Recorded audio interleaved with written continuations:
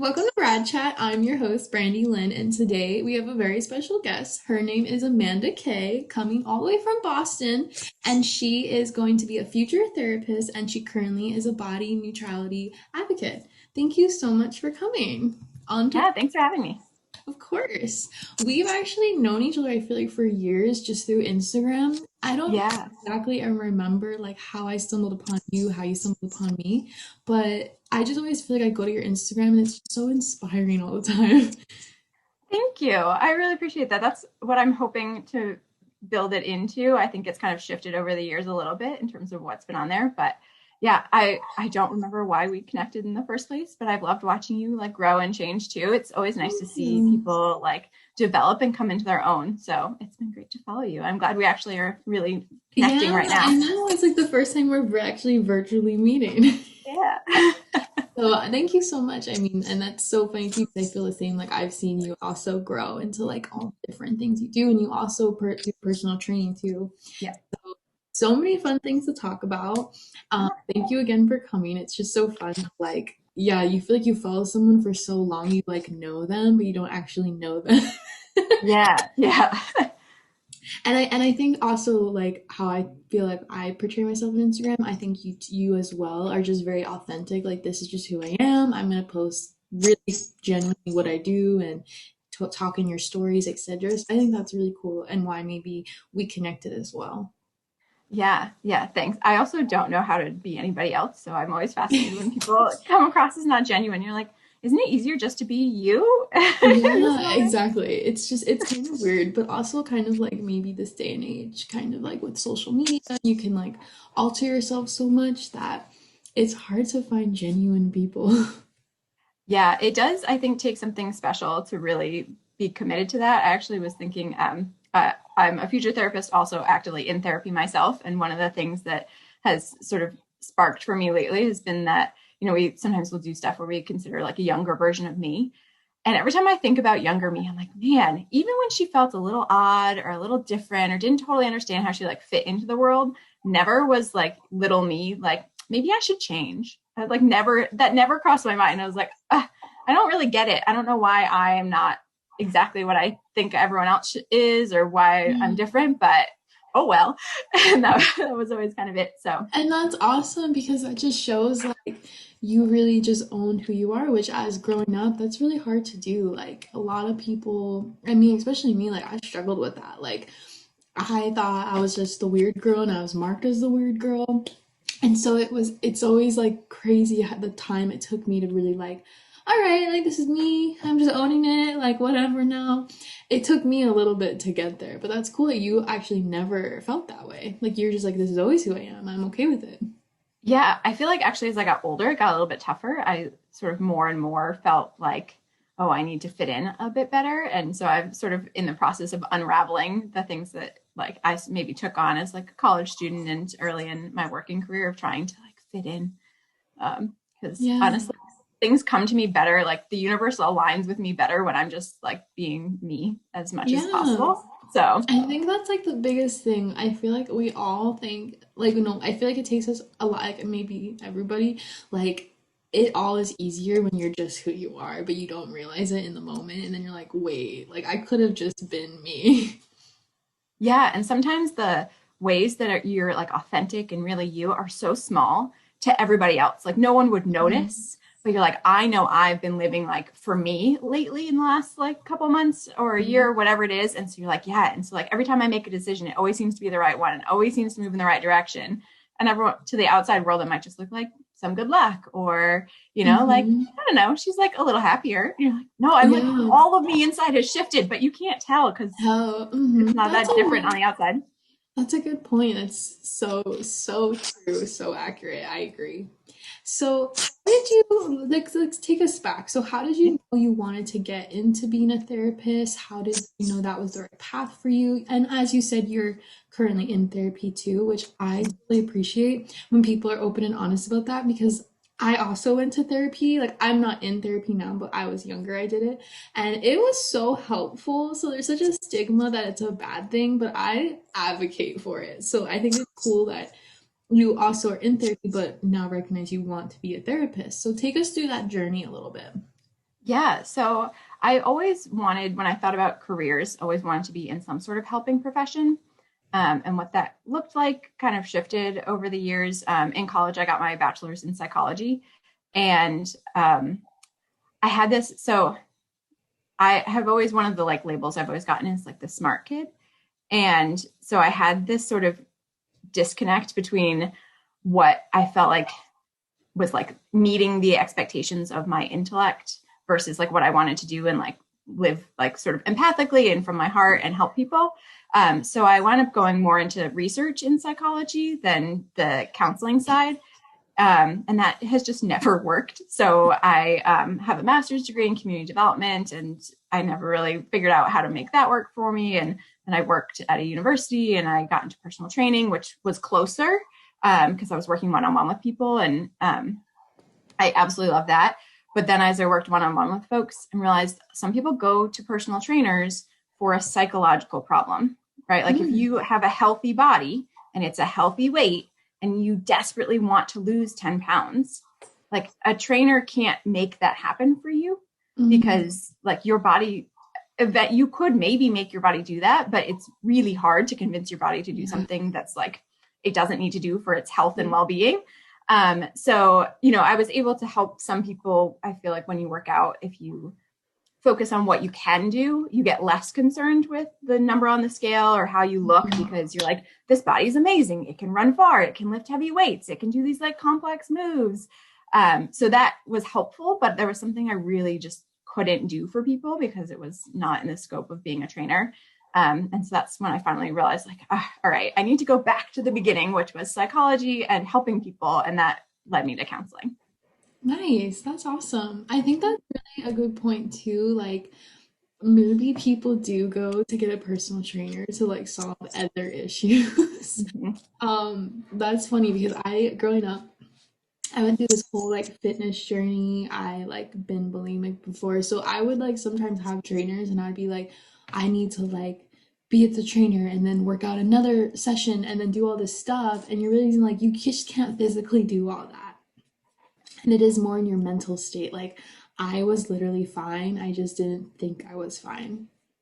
Yeah, that's actually one of the interesting things about bulimia too that people don't realize is that you don't. We all think of like binge and purge, and when we say purge, a lot of people think of just like vomiting, which isn't actually true. The definition in the DSM, the like manual that psychologists use, is anything to compensate for the binge. So exercise, fasting, uh, vomiting, or use of laxatives. So people who over exercise, it can like look healthy, but if it's Mhm. a I ate, you know, like 2 pints of ice cream and a pizza in the like yesterday. I feel so guilty. I'm going to exercise 2 hours every day for the next Mhm. week. That is unhealthy and it's Yeah. disordered, but you know, it can look healthier because you're like, look at this person so committed to their health at the gym and it goes unrecognized. It's like, it's a problem. You don't need to work out that Yeah. much. Yeah, and I think that's a good point you said. It's also like it's a kind of counterintuitive too because binging and purging I feel like made me fatter in retrospect because your body's not actually adjusting to it. So maybe when I first started I wasn't fat, but then like I gained weight because like was like so unhealthy. Yeah, our bodies do not like stress. Stress Yeah. is, I've had so many clients who are like, I've gained weight, I don't understand. I'm like, well, are you still as stressed out about your job as you were 3 weeks ago? Because that probably explains it. If your whole system is just like ramped up for something bad to happen, it is like storing away for the worst of times. Like it's Yeah. prepared for disaster to hit. So your body's like trying to help out and it's It's just like not what all we want out. it to be doing. Yeah. Yeah, so I think that's a good point to make. Also, too, how did you like growing up, did you have anything happen to you or like realizations that brought you into like I really want to help people, or did you always just feel that you always wanted to get into a field that helped people?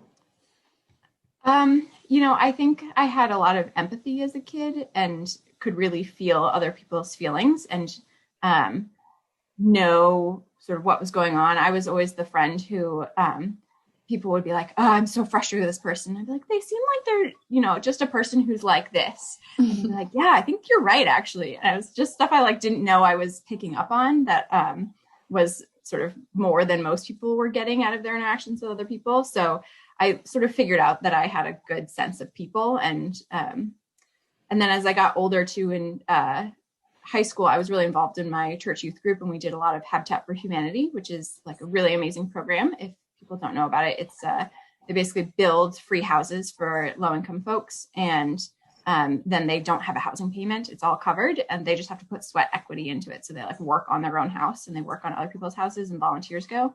So doing that a lot, I just realized like there was so much joy that I got out of like just getting my hands dirty and getting in and like literally helping someone with their house, and like meeting people in those, because I don't know, I didn't realize I had sort of a view of who people were who were poor or struggling. And when you meet them, you're like, oh, you're just like me. You just like, your life didn't turn out the way mine did because you weren't born into what I was born into. And like, you're just trying to get ahead. So it seems like, you know, people are struggling in all different ways. And I wanted to be able to help somehow. That's awesome. And I think that's really awesome because I actually have heard of Habitat for Humanity. I used to work at this camp that helped at-risk youth, and I was like a counselor for them. And we used to do stuff like that, like take them to community service or like take them to like a counsel, like we would have different speakers come in, like a grief speaker would come in, or like the other there's the Habitat for Humanity, then there's like a project where like detention center or anything to like scare these kids straight. And we had a lot of those things as well. So those are really impactful because like you said, some people just don't realize it's not that they're ignorant to it, they just don't know anything else but their own life. And so it does really open a lot of people's minds when they go through those types of things. Yeah, absolutely. It was super impactful. It really made me orient towards helping people. And then it took some time to figure out, you know, exactly how that would look. But it was Yeah. definitely what got me started. That's really awesome too that at a young age you were exposed to that. And as you said, you just always felt very empathetic. I feel like people don't realize that's like a skill almost because not everyone just understands other people. Like sometimes you're just so in your own box and no fault of their own, but to feel like that and recognize it so young is actually really freaking awesome. Yeah, thanks. It's definitely a skill. You can teach it to people. It's also something that's been interesting for me is trying to figure out how to like put proper like guardrails on it going into counseling, because one of the things that I've noticed is like a good example is at one point a friend of mine was like really upset about something, and I was talking with her, and I, you know, sat with her for that. And then I was talking to another friend, kind of relaying this other friend's story. And my friend looked at me and she was like, you seem as anxious as she is. Like I was Mm, living her emotions. Like my whole body was sort of feeling what my other friend had been feeling. And yeah. that can be really draining. And that can be kind of a risk of some of this stuff. So like, that's what empathy is. It's like feeling someone else's feelings. And it's Yeah. really great because it gives you a sense of like, you connect on someone else's humanity. You understand exactly what they're going through, or as close as you can approximate, but it can be really exhausting. So I'm figuring out for myself, like, how do I shift that to just like a wise compassion of like sitting with someone else and their feelings without just living them in my own body. Yeah, I was gonna say too, I feel like that's a very common thing for people that are more empathetic, like empaths they call them, right? Because you do end up taking on that. So when you were kind of deciding like, okay, I'm gonna go the therapist route, does that make you nervous because you'll then take on all these people's experiences and emotions and like you said you're working on it? What are some things you do to like help control that? Yeah, it was definitely something I was worried about. I think it helped that I got started with my own therapy like 2 years before I entered the program. So Oh, okay. I felt like I had some like actual supports Yeah. to help me, like, and to know even if I stop therapy at some point, because I don't, you know, feel like it's super helpful anymore, and maybe go back to it later. Like I am more comfortable with finding a therapist and starting therapy. So Yeah. knowing that I have that tool in my tool belt of like, okay, if things get to be too much with clients, I have this way to deal with it. The other thing is, I actually learned this from another student. Like we were doing a sort of practice counseling session together, and I brought up this concern, and she was like, "Has that ever happened to you?" Where my concern, I said, was being so empathic that I can't help someone because I'm like feeling Mhm. their pain and living in their pain with them. Yeah. And she asked me if that's ever happened to me, and I was like, "No, actually." I can feel it, but I'm usually okay and historically like still being present in the moment. Yeah. It's sort of that I take it with me later. That's the problem. Oh, okay. So that I was like, well, that at least helps me to be pretty confident that in the moment I'm not going to have a problem. It's really just protecting my sort of myself After, afterwards. when you go Yeah. home. Yeah. So, what kind of things do you do once you go home? Like, I feel like this is also can connect to people that maybe bring their work home, like they're so stressed about work all the time, and then they bring it home to their home life. I always found that like when I clocked out or like when the day is done, it's like okay, like leave it at the doorstep kind of thing. Do you feel like that also kind of applies? Yeah, I do. And I think some of the things, even just like I've had regular office jobs and stuff too. And I think having really clear standards for what others can expect of you when you're not on the clock is really important. When I was in grad school the first time for my first master's, I was a TA and I had very clear guidelines with all of my students. I was like, you can email me at any hour you like. I will not respond after 9 p.m. Like, Mm, I don't care okay. how urgent you think it is. I will not respond after 9 p.m. because that's when I shut off everything, you know, and setting certain things like that to say, like, this is when you can access me and when you can't. Right now, I work a regular job at a hospital and I don't have access to my email at home. Like, I just don't, I can't get to Mm, it. And I'm intentional about that because, like, mm. it can wait. Nothing I do is like life or death at the hospital. So it can wait until I Monday. can wait. Yeah. How is it to work at the hospital during COVID times? How is it to work in the hospital in general? That seems like a very interesting thing for you too. Yeah, yeah. Part of the reason I wound up in a hospital was, you know, I knew I was kind of transitioning and figuring out where I wanted to be career wise. And I thought, well, I know I want to help people, and healthcare is certainly like if I can just support an industry that's doing that kind of work, seems like a good fit. So it's been interesting. Things change kind of daily at the hospital.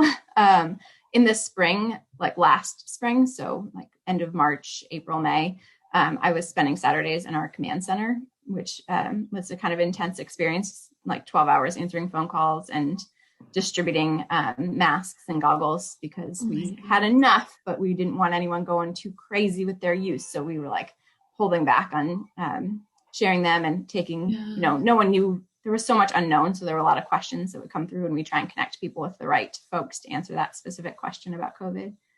So it's been interesting. You see how much like people really rally together, and I've been really impressed with all of our staff.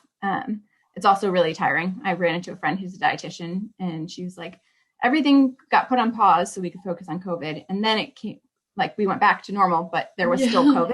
So it was like now we have to do two jobs basically, like the COVID job and the like current job that got put on hold for a little while because of the craziness at the beginning. Yeah, I feel like that's like what a lot of people say. It's just like so much back and forth, so much uncertainty, just because the whole situation is so uncertain. That I Yeah, think just being in that environment is probably like a stress level.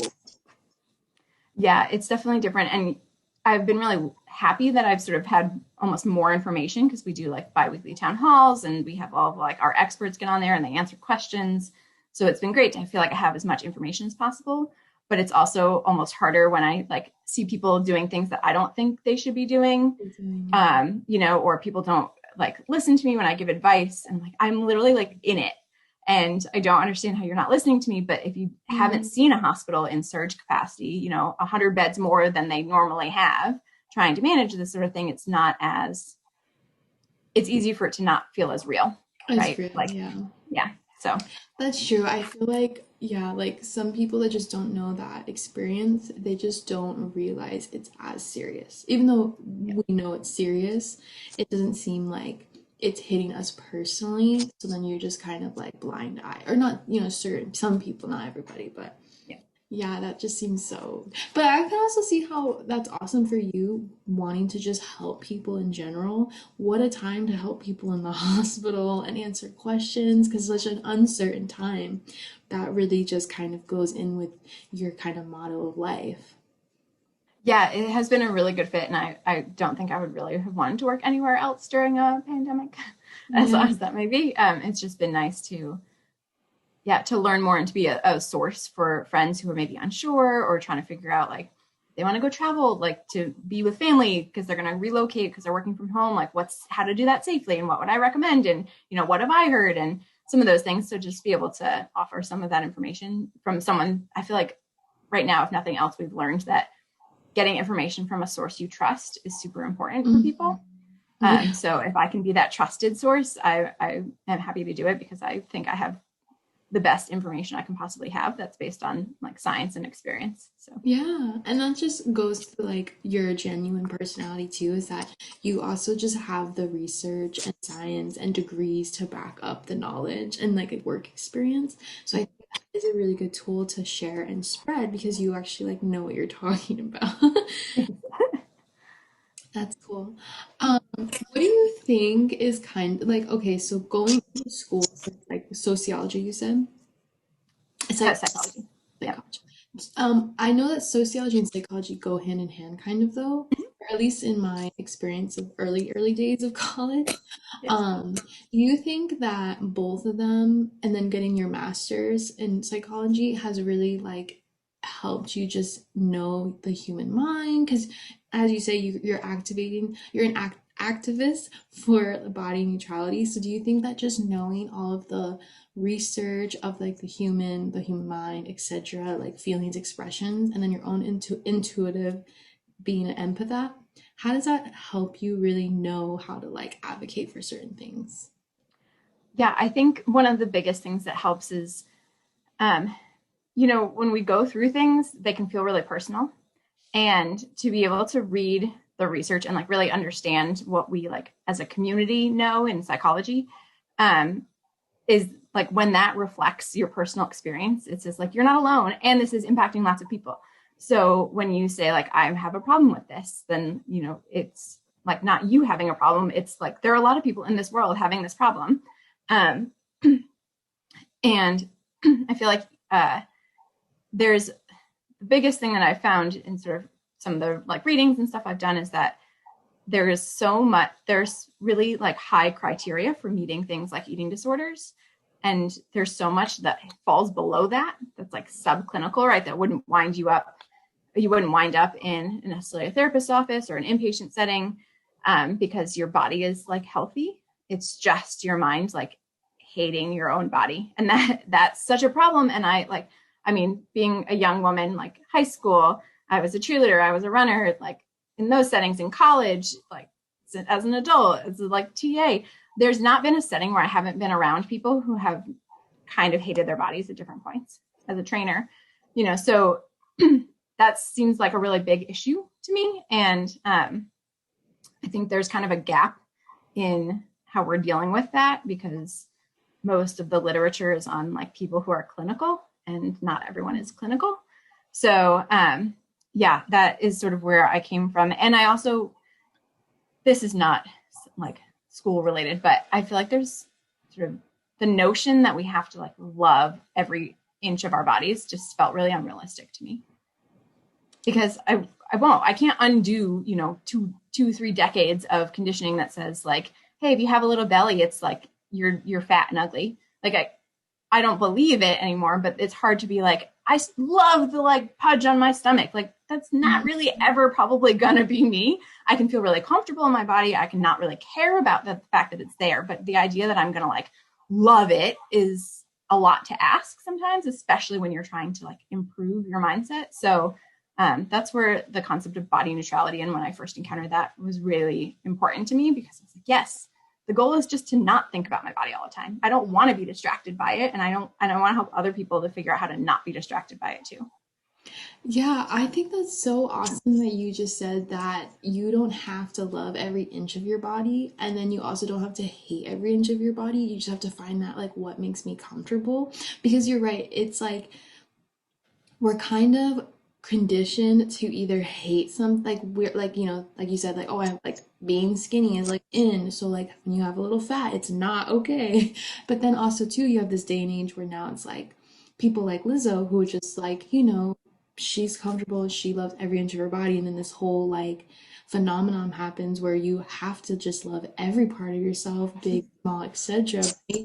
Are you healthy? Are you not healthy? And so it is a little gray area. You're right. Like it's not realistic for me to think that I'm gonna love, like, I'm gonna have the confidence as her or love every moment of every second of my body, but I also don't want to hate every inch of my body. So you're right, there is this gray area.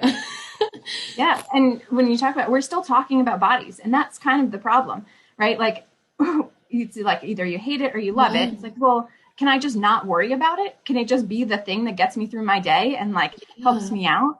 Um, it's like, I just want it to not be at the Be a center of thing. everything I do. Yeah. Yeah. And that's a good point because yeah, why can't it just be a neutral issue? It's either you're fat, you're skinny, you hate yourself, you love yourself. Like there is no neutral ground.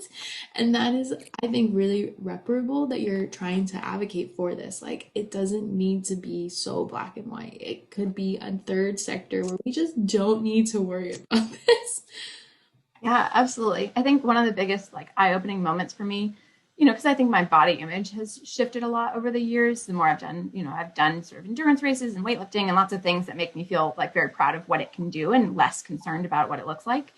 But last summer I was at my family's house in Texas, and we were by the pool, and I had packed this like one piece that I had, and I don't even remember why I packed it. I don't even know why I put it on that first day, but I put it on, and I was by the pool, and I thought, I'm so comfortable right now. Like, because I'm not Mhm. thinking about my belly at all, which is always the thing that I'm thinking about when I'm in a bikini. And I was like, how many years have I spent wearing bikinis? And bikinis are fine. I like them still. I'm sure I'll continue to wear them to some degree. But I thought, I have spent so many years trying to force myself to love myself in a bikini, Mhm. and it just left me thinking about it all the time. Like when I'm sitting, if I sit a certain way, like what does my stomach look like? How do I try Mhm. and adjust the way I'm laying so that I look flatter? And, like it was Yeah. just like, what a waste of energy when I put on this one piece and I was like, oh, now my stomach's covered and I'm not really thinking about it. And so I Mhm. just bought another one piece, and like that's what I've been wearing to the beach. And I was like, this is my whole goal now, is to just own things that I can wear that it make me so that I don't think like that I feel good in, but I don't think about my body all Think the time. about it. Yeah, that's a good point. I actually had a similar situation like that because I used to only wear bikinis, always, always, always.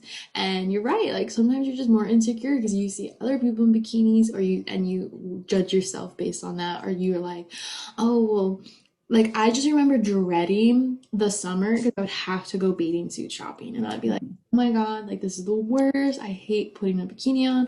Are they going to be high waist? Are they going to be low? Like, what's the style this year? And then this summer I wore a one piece just that I had. I think I just bought it because it was kind of cool and maybe I would do a photo shoot in it or something. But I wore it to like out with friends and I was like, oh my God, like this is actually really cute. Like why do people think one pieces are not cute? And Yeah, and it's like alter your mind on such a little thing and then you're right, you're not worried about it all day.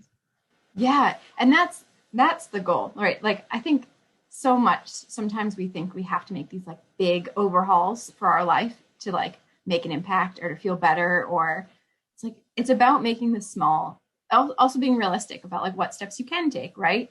Like you can't tomorrow like love every inch of your body if you don't love it right now. That's just never going to happen. You're not going to make a change that fast. It's going to be a process. And so these are like the little things that you can start to do one by one to help improve, to give you a better shot, and to start to like sit in a moment where you're like, oh, I haven't thought about my body in the last like 2 hours while hanging out on a beach. That's incredible. That never happens. Like when you get to feel that, then you start to think, oh, what other ways can I make this happen? And you start to tune in to the moments that do that for you. And then you figure out like, okay, I need to do this more because that's the thing that makes me like not worry about it. Yeah, that's a really just good aspect to know. And like for anyone watching or listening, like yeah, like you just can find the neutral zone and there shouldn't be the stress to loving it and there shouldn't be the stress of hating every part of it. Because yeah, like you're right, like you might want to improve certain areas or like feel down about, but you also doesn't mean you have to hate it. You can just feel like, oh, okay, I'm encouraged to like want to be like a little healthier or just like, okay, maybe this was how I was born in this body, so I love that it's my body, but you don't have to like, you don't have to be the dramatic. You can just be comfortable and, accept it. And maybe one day, okay, give yourself the time to be like, I don't love this, but maybe tomorrow I won't feel as bad. Like, I think that's really, I wish someone told me that when I was younger. Like, I really wish I knew that because there wasn't much on, like, it just, you didn't really talk about eating disorders. No one really talked to women about being like that, or girls, especially too, because you think it affects you as a young girl and then it just carries with you as you grow. You don't realize it really affects you in a lot of areas, and it could affect you in your relationships or a lot of different aspects of life. And just that feeling, if someone just told me like I don't have to be either way, I could just be comfortable and feel neutral and just figure out what works best for me, oh my god, life would have been so much easier. Right? I mean, that's exactly why once I sort of landed on this, I was like, all right, I have to figure out how to better advocate for this because yeah, no one teaches you that. I think, and for our parents, like our moms did not have that information either, so there's just been a whole bunch of women who've been asked to look a certain way, and that what that way is changes, right? Like our parents probably wanted like flat butts because that was like thin in every way was in. And now it's like, big butt, small waist, and like the standard keeps changing, which is also a problem. So, a lot of people haven't had the tools. And I think there's more and more that we're starting to figure out about how to fight this. And that it's like a problem that's ingrained in a system, right? Like women are always judged on their looks. And so it's a way, like if you judge someone on their looks as opposed to their talents, you can like keep people back. Yeah. Because you're not talking about whether or not they can do the job. You're talking about whether or not they're easy on the eyes in the boardroom. It's like, well, those are things we don't think about, and they're not as overt as that, but it's all in there. And so, it's another element of like the whole system. We got to change the whole system. And as women, we can be the first step. Yes, yes. Preach. I think that's just so true. And like, I really just honestly, like I said, I wish someone told me this when I was younger because it so much would have like been easier to get through. But it's just, yeah, you're right. It's just not as common in the mainstream, and it's not the standard, and it should be the standard. What are some things that you do? Obviously, Instagram, you're very vocal on, but how, like, obviously, if you're going to be a future therapist and being able to have patients and where you can advocate this to and help them and guide them, how can you get this message out broader, or what do you try to do to get the message out? Yeah, that is actually something I'm sort of like currently trying to figure out better. The hard part is feeling like this is another thing. It's like trying to figure out, like feeling like I'm not an expert. And so I don't have a right to like say certain things. And so I do think once I'm actually a counselor, it will help, and I'll feel like I have more credibility in that arena. It is something that I actively work on with my training clients. I work with all women, and Oh, that's cool. yeah. And so like, and their lives ebb and flow. And so like, I've got two young women who are going to be getting married soon and trying to figure out how to, let there be a little bit more focus on changing their body for their wedding day, but also like supporting just you want to look the way you normally do, and not, I don't want anyone to get, I don't want anyone to wind up with a wedding photo that is a body they can't maintain.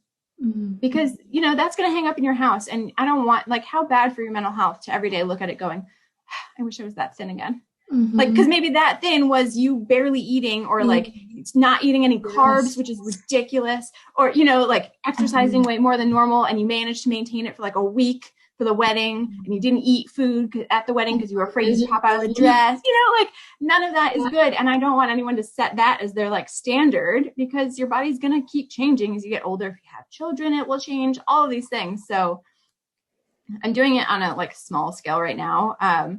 And trying to figure out, what my like long-term plan is, because I think it's a real problem, and I think it really needs to be addressed better. Yeah. And I think that's awesome too that you work with all women. So this is just like the perfect platform to work with, especially because as a trainer, you have the actual like research and background. So I think that's totally credible. So you shouldn't put the stress. I mean, you literally got the degrees, girl. You're good. And also too, but you're also like working that extra step to be a actual certified therapist. And then also too, how it is because you yourself have been through the process. And also too, you can't be a personal trainer without having those credentials. So the expert part, you got your credentials. Of course, you always want to reach higher and higher. So I could see like that little bit of stress. But I think also too the fact that you can work with these people and just maintain like what is great for your personal body that you can maintain for however long. And you're right, you're gonna ebb and flow as you get older and you have children or whatever happens. So I think that's really awesome. But I think also too having social media in this day and age really helps get the word out. So when you work with your clients and you work with just interacting with random people on Instagram, I think that's even more awesome because that's how I found you. Like somehow I found your Instagram. I've been following you. When I feel like my like body dysmorphia acts up, I can like go to your Instagram and feel like, okay, like let me calm down. Thank you. That makes me so happy. Yeah.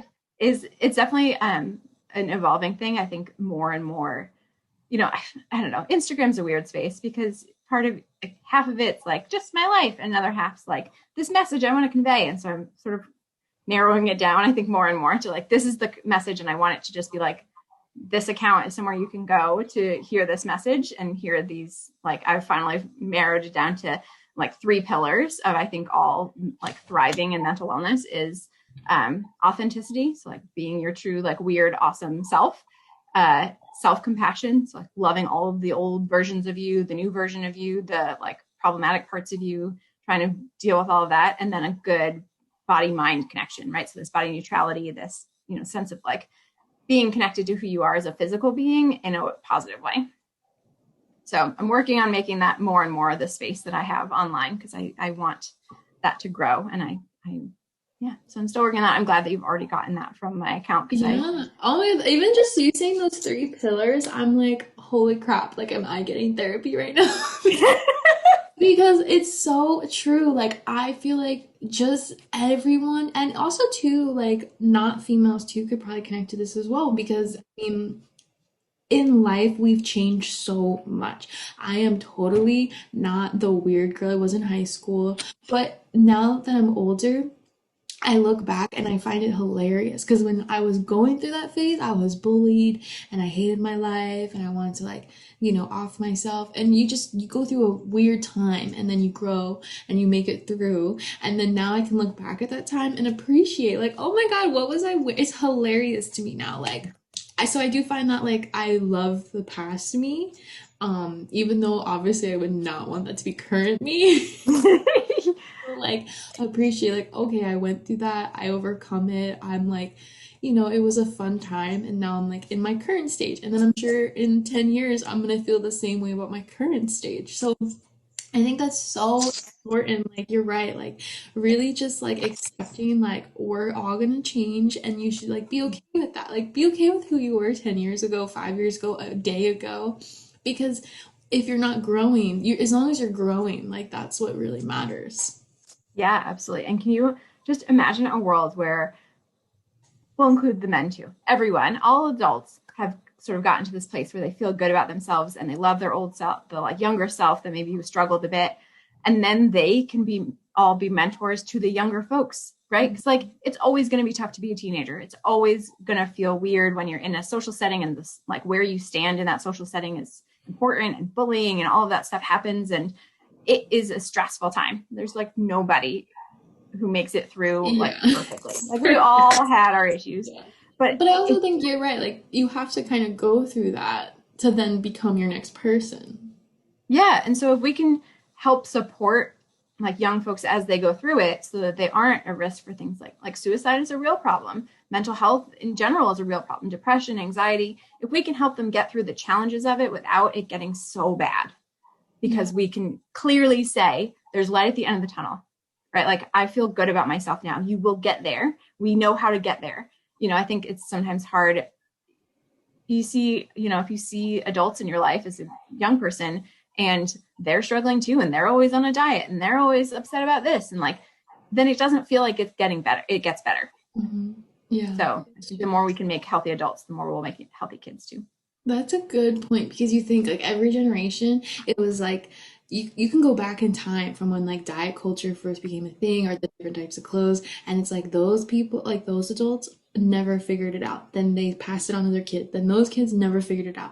Then those kids never figured it out. And then here we are, like I'm always I feel like I overcome so much in life, but you're always still that like fucked up kid you started as, right? Like I was just a fucked up kid and now I'm like doing the best I can. And I feel like as you're right, like I'm feeling like I'm healthy now and I'm like I figured it out and I'm like mental health pro, but you think like maybe my mom or her mom or like they didn't figure that out. And so it's like I had to slowly figure it out and then hopefully and like I'm a healthy being and I, pass that down, but you're right, like it was never figured out before us, so it's like we have to try to figure it out. So you're right, like then more kids coming in will already be off to a good start.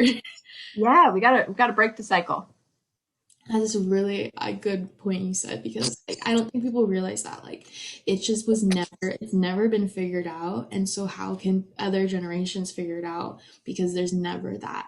But I think slowly mental health is actually becoming like important. Like you definitely hear it way more than you ever did years ago. It's definitely coming more to the forefront of like focusing on it and people like really trying. But you're right, there's still that like it's just the body issue is never being it's either this is what's trending then this is what's trending and this is what this celebrity's doing.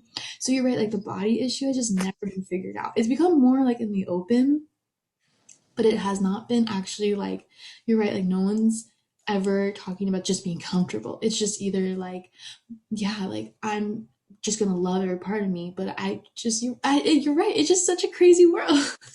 Yes, it's like we've got the Lizzos who are out there like rocking it, which is awesome, but she's like full self-love. Then you've got, like folks like Kylie Jenner who's like changed her body to meet whatever she thinks the images she needs to be. Yeah. And you think, well, that's like a totally different message. And what if you're a kid going, I don't know what to do? Like, I don't know where to be. Yeah. And I really want to work. One of the things I want to focus on is working with athletes because then you Oh, add a like physical demand on top of all of that. And it's like, it gets really confusing. Like, where do you go when the body that you get because of your sport is not the one you want to have because of society? And like, how do we deal with that's that? a good point. Yeah, because you Right. think like, yeah, different sports are a different mold. Like if you're a runner, you're gonna have a way different body than like a swimmer or whichever.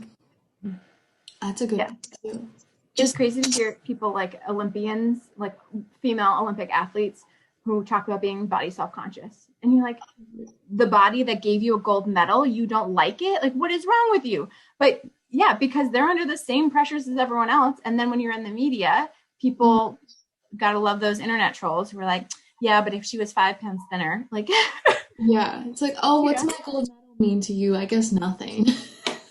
nothing because I'm too fat. Like, Yeah, it is really crazy. And I think it's also like certain things girls go through and then they don't share it and then they put all their so I'm sure assuming athletes they put all of their focus on their sport and then everything falls to the wayside and then finally like then they'll start like oh and then they'll read something and it's a whole like downward spiral. yeah. And like when you're not an athlete anymore, I guess that's really my interest. So as a trainer, I've worked with people who were athletes and then no longer athletes. And so in a training setting, the question is sort of like, how do I work out now that I'm not an athlete? And That's super that's interesting. that's a real question because someone else was telling them what to do and they were spending hours working out like for a sport. And now it's sort of like, what does working out for wellness look like? The other question that doesn't really come up is that like is kind of in that is what is healthy now? Mhm. And how do I not freak out when I gain weight or my body changes when I'm not in sport? And who the heck am I when I'm not an athlete? Because that's like all I was, right? If you were involved dancing, dancers, cheerleaders, like soccer, lacrosse, like there's so many things where like that was your whole world because it took all over your time, especially in high school. Like those were all your friends and that was all your time. And then who That's are a you good when that's point. not who you are anymore? How do you really navigate those waters with them? I think it's a matter of still figuring that out and still working on sort of what research says we can do for folks. But the the biggest problem I've seen, so I actually did a whole sort of research paper on this. Oh, nice. Yeah, so looking at like college athletes, right? Because there's such high expectations. There's something like 50% of college athletes believe they have a chance of going pro, and about 2 to 3% of them will actually go pro. And those who go pro will go pro for like 2 to 3 years. So there's a whole bunch of research out there like, well, how do we get these athletes in vocational programs? Like, how do we get them to start planning a career? And I think that's short-sighted. I think we haven't figured out, we need to figure out like, what is an identity and how do we create one that's multifaceted, right? Like we all have different identities, right? Like I'm a sister and I'm an aunt and I'm a daughter and I'm a Bostonian and I work at this Patriot. hospital and I'm a future therapist and, I'm a friend and I'm a trainer and I have all these different parts of me. And that's just the easy ones to name. So when one gets messed up or falls by the wayside, it'll be tough, but I'll have other things to lean into. And so figuring out how to support young people, especially like college age, to figure out more than one thing to be, especially when that one thing can be taken away so fast. You don't get drafted to a pro team. You have an injury that ends your athletic career and drastically changes your body. And so now you hate your body, you don't have an identity, and like you're drifting out there. And that's, I think, a real problem. So yeah, there's lots of things out there. I think identity development and how we figure out who we are is really important. And that's something I'm still working on learning more about. That's awesome because I think you're right. Like it really, when you put it in that term, yeah, you're right. Like I'm a daughter and I'm a sister. And I do have these identities of who I am. And if we just focus on all of them together, I think people would be happier. But we just pinpoint which one we want to focus on in our brains, and then that creates like the downward spiral. So that is actually really in like oh yeah, like light bulb, like holy shit, you're right. Like you just have to be happy with who you are all together and not just the like I just only want to be a pro athlete or I only want to be this. That's a really good way to put it. Do you think that in the side of research that you have a lot of support for your messaging that you want to do? Do you feel like people reach out and really want to help advocate with you? And also in being a future therapist, do you feel like a lot of support in being able to achieve these goals that you want to do? I think in terms of sort of the schooling for being a therapist and counseling, the biggest challenge is that the information out there, right? So there's the system for diagnosing people, which says either you have a disorder or you don't, and it misses all of the people who are sort of depressed or sort of anxious, and they don't qualify, right? And that has implications for insurance and all sorts of things like that. So that's really tough because that's how the whole system is set up. And so wanting to be a therapist and a counselor that like promotes wellness and thriving, not just alleviating like a disorder, is that it's like a mentality that exists, but it's so far proving a little bit more challenging to get like the research to say, here's things you can use in therapy that are proven to work to meet this goal, as opposed to just proven to work to like make someone not depressed anymore. Gotcha. So I think that is where there's still a lot of work to do. And I'm planning to go on to my PhD, and that's something I really want my research to focus on, is like genuinely working on thriving and defining that better and like pulling through all of that research and adding to it. And then sort of personally, and I guess like people reaching out, I don't think I've clarified my message well enough until recently. So I'm hoping that more and more I get sort of connections with folks who want to continue with this message and can share it more, and we can sort of collaborate and start talking more about how to promote it better. Yeah, because I think this is so amazing. Like, I honestly really wish I had someone tell me, like, it's okay to just feel comfortable in my body. And if I don't feel comfortable, then you explore that option of, like, okay, like, do I need to start working out for my health and wellness or to start working on my mental health because maybe it's all in my head? Because sometimes it's both. Like, I felt like there was a time in my life where I look back and I was a little overweight and I could definitely lose weight and work on it and then I'd feel more comfortable. And then there's a time in my life where I look back and I'm like, wow, that was just body dysmorphia in my head that fucked me up. And so I really was comfortable. I just didn't know I was comfortable because I didn't have the clarification.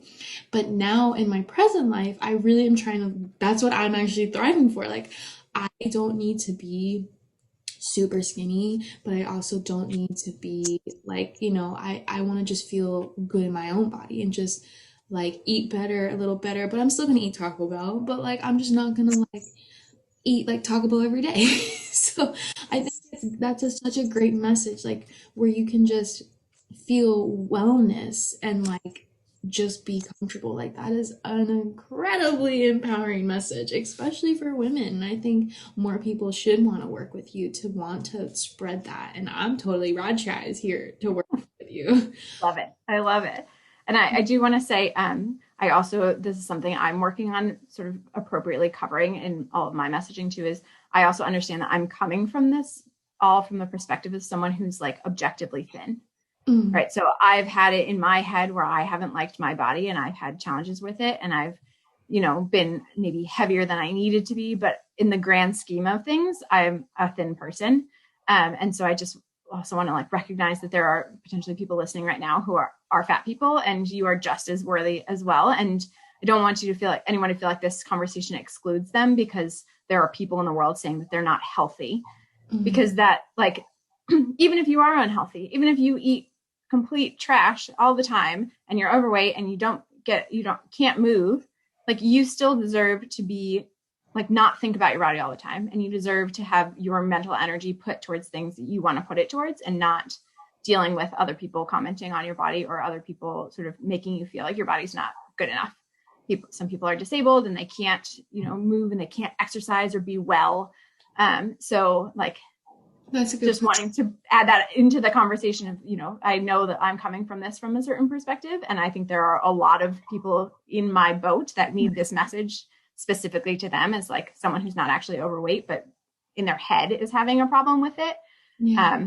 But there's also a whole bunch of people who are genuinely fat. And that's like, that is not something that, like, if you want to work on that because you have health concerns or you have things you want to work on, like you should be able to do it on your time, and not because like the rest So of the world is telling you you're fat.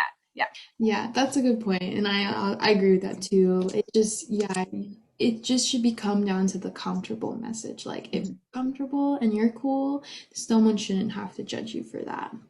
And especially too, I mean, if you don't have any health concerns, then yeah, like what, then you're good. But obviously, when it gets to that point, that's the own person's personal, like they don't need to share that. That's on them. Yeah. But I agree. That is a good thing you did specify. Because yeah, people could look at me too and be like, oh, she's just thin, but they don't know all the struggle I went through.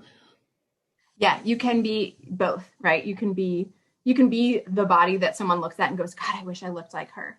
And you can also be like, and I'm struggling with loving the body that I'm in right now, and I'm just trying to figure out how to not think about it.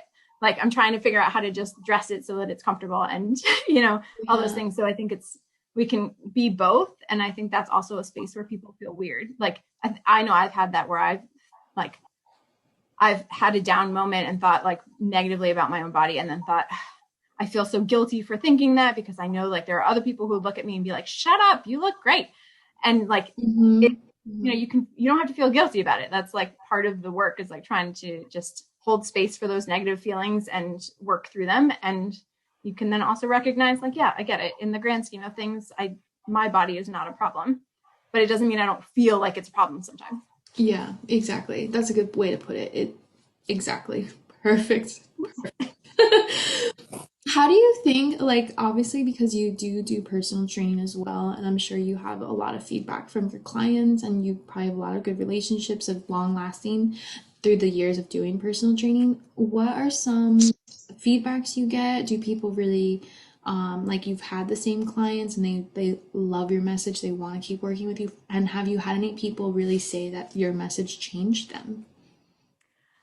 Yeah. So right now, most of my clients have been with me for 2 or more years. Oh, So, nice. That's awesome. yeah, it's been great to like really get to know people and to work with them through that point. And I think especially for, any trainer who might be listening, if you have people who are with you that long, it's because they have, as one of my clients recently told me, she's like, I drunk the Kool-Aid and I'm in, and like exercise is good for my stress and it like makes me feel better. And so she's like, finally, like it's taken 2 years, but she's 100% on board with the fact that she exercises for her overall health and not just to like lose the few pounds that she came in looking to lose.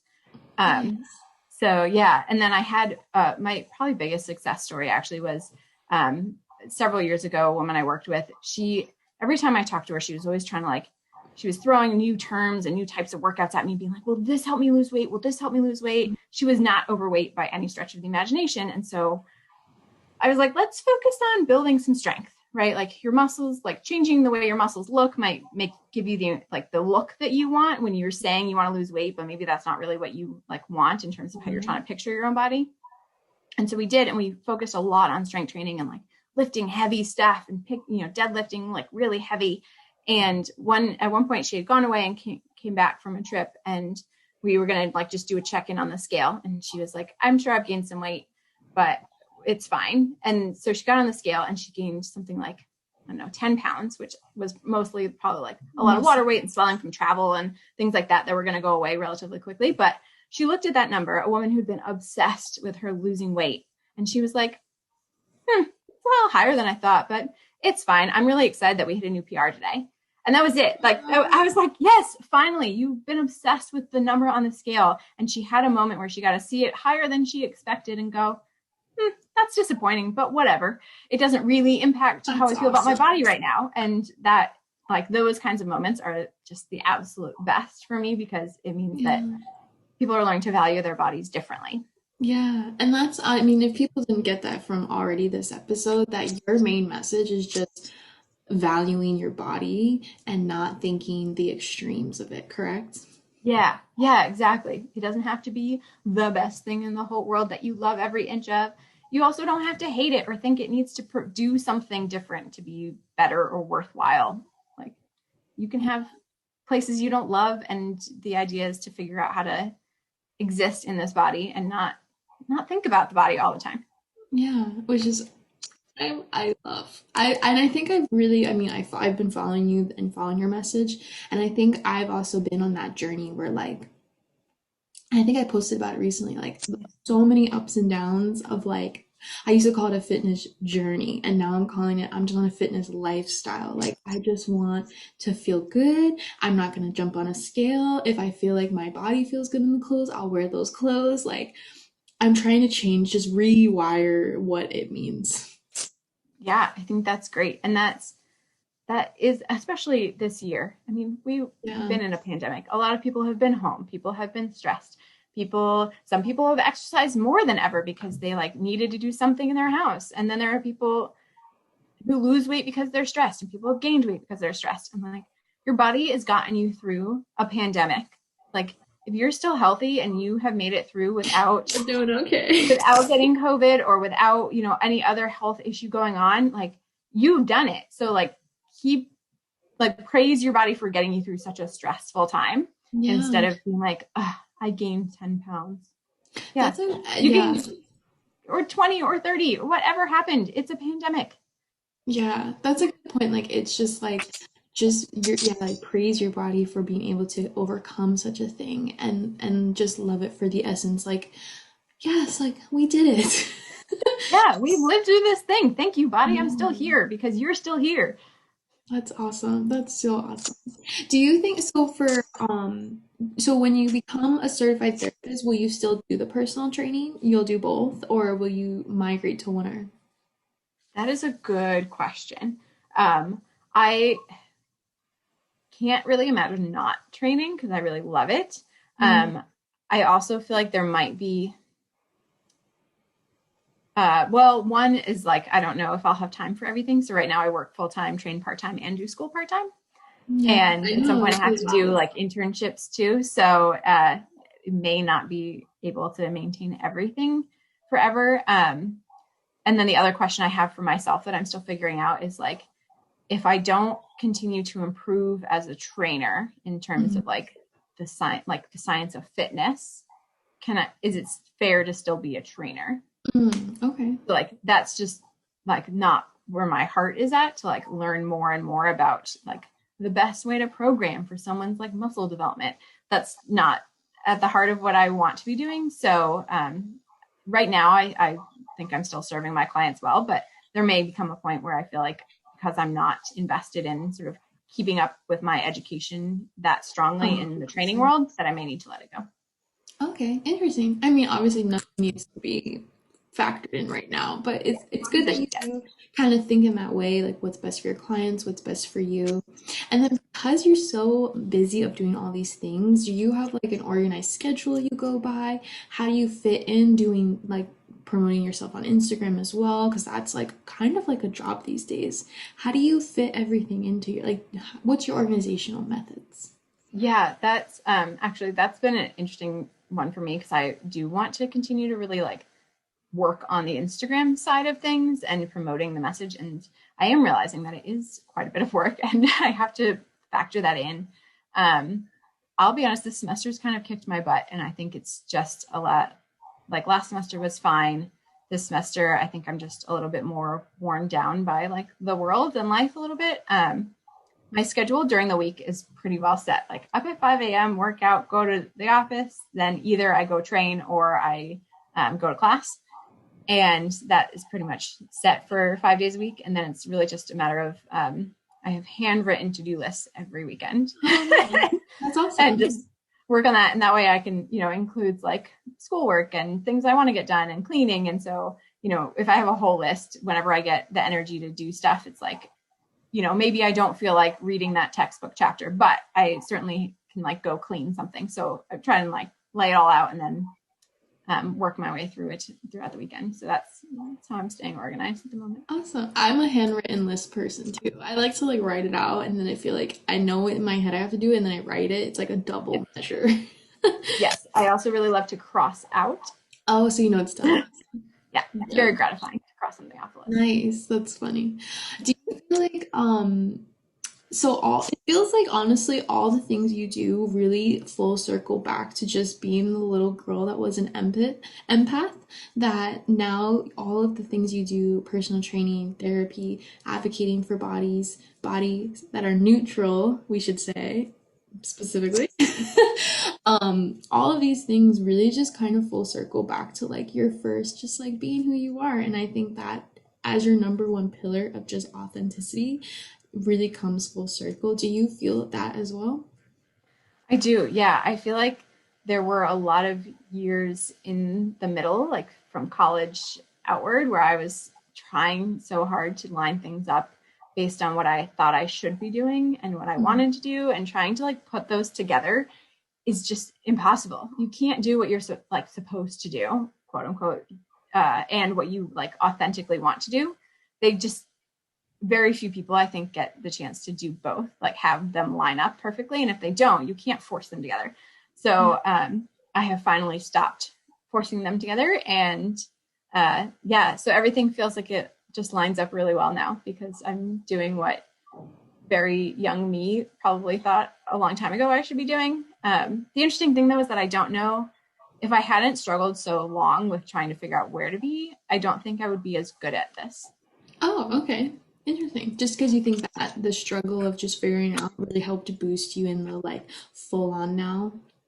Yeah, like I think I'll be a good therapist because I've struggled and I have, I've felt awful and I've, gone through life transitions and I've questioned myself and I've questioned all of these things.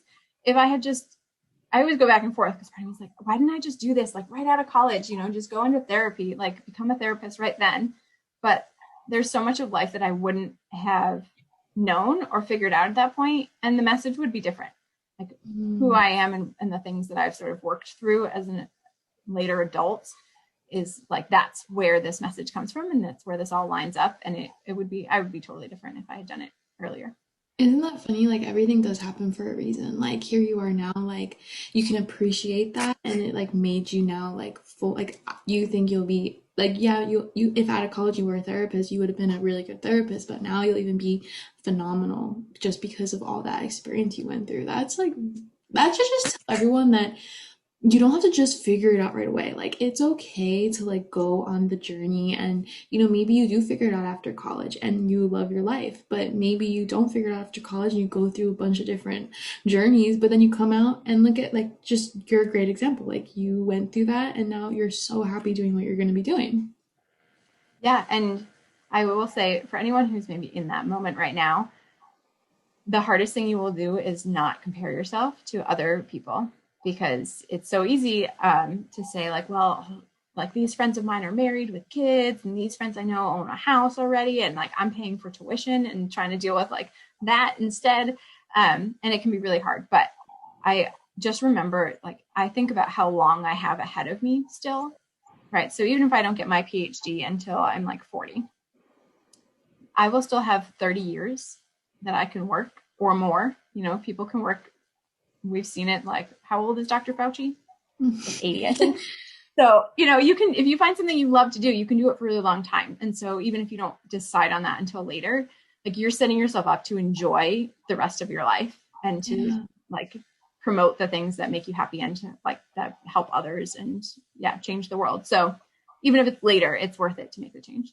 Yeah, and I just think it's just there's something I love about you is you really do take something and make you think about it in a different way. Like, okay, yeah, like you'll still have 30 more years past this to work and do what you want to do. Or like just like it goes back to the one piece bathing suit. You just feel completely you just take one little thing and make your mind flip. And it I just think psychology is so interesting. And I love talking to people that are into it because it makes you think about things in such different ways. And also too, I just love talking to people that are super passionate about what they do because here I am like listening to your story and I'm like, oh my gosh, like I just feel like more positive. I feel like more okay with life. I really appreciate that. I'm so glad. And that's that, you know, for a long time I thought like I don't have one passion. There's a friend of mine sent me a long time ago. Oh Lord, I'm gonna forget her name. She wrote Eat, Pray, Love, whoever that is. Anyway, she used to go around and do these talks about, you know, find your one passion and like do it every day, follow it.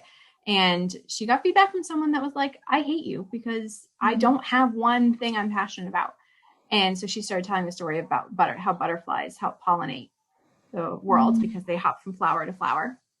And I think that's more of what I've done, and that it is all coming together in one way, but it wasn't a path that was like super obvious. You know, it's not like being a kid who like wants to be a doctor and then you go to school and then you go become a doctor and you love being a doctor. That was a really straightforward path for some people, you know, to just find a passion and go for it. And then there are those of us who have to kind of bounce around and figure out what that like little tiny quiet voice underneath was saying the whole time. Yeah, that's a good point about the butterflies too. I love that analogy as well.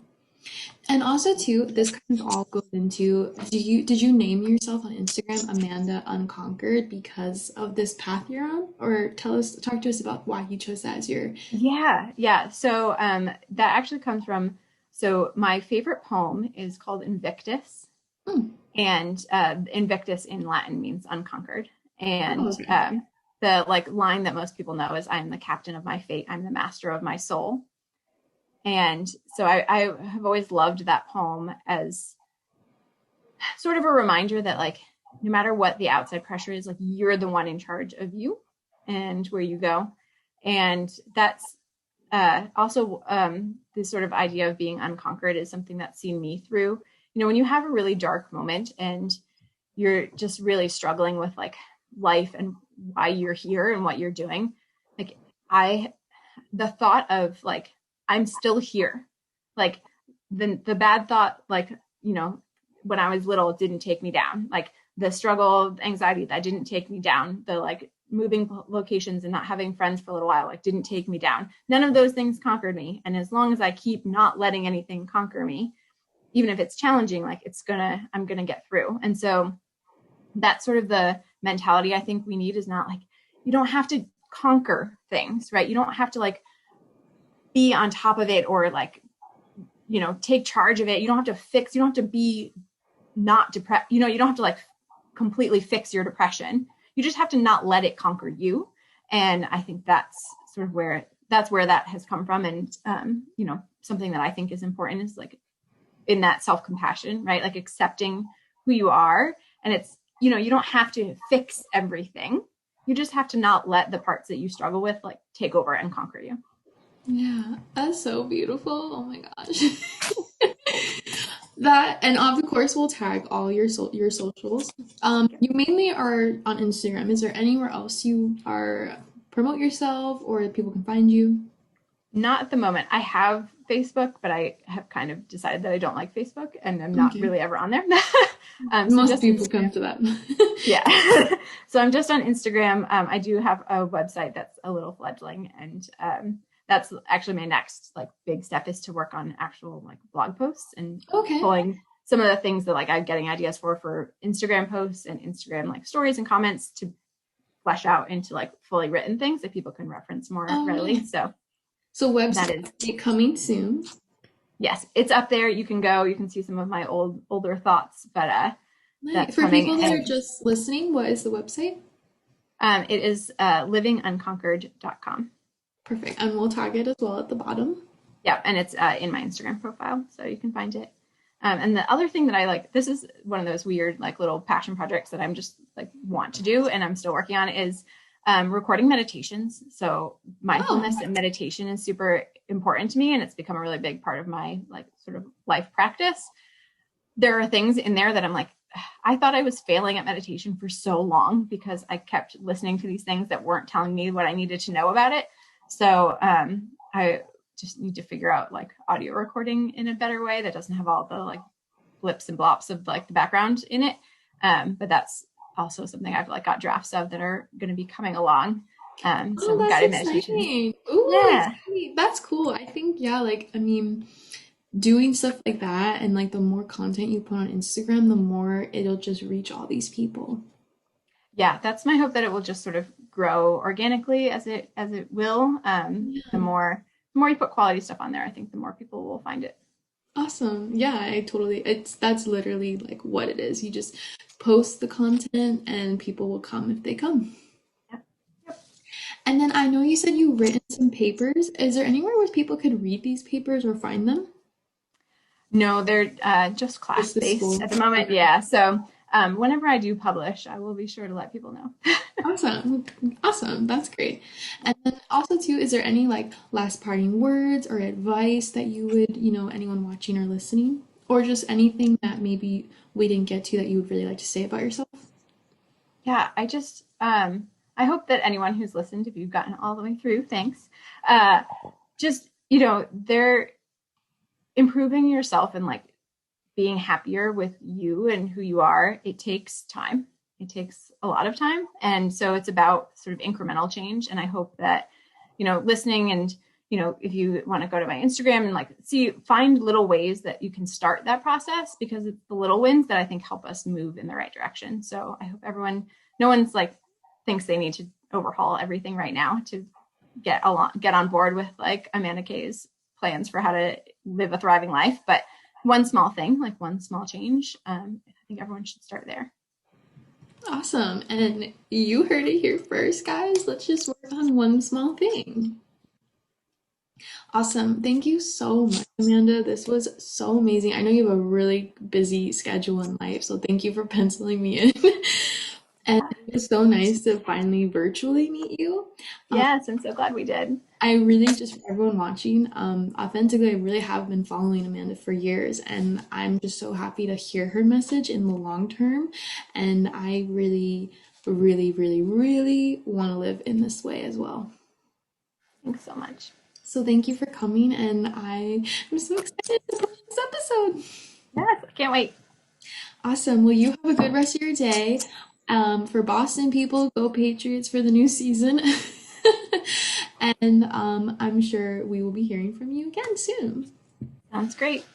Awesome. Well, have a good day. Thanks, you too. Bye. Bye.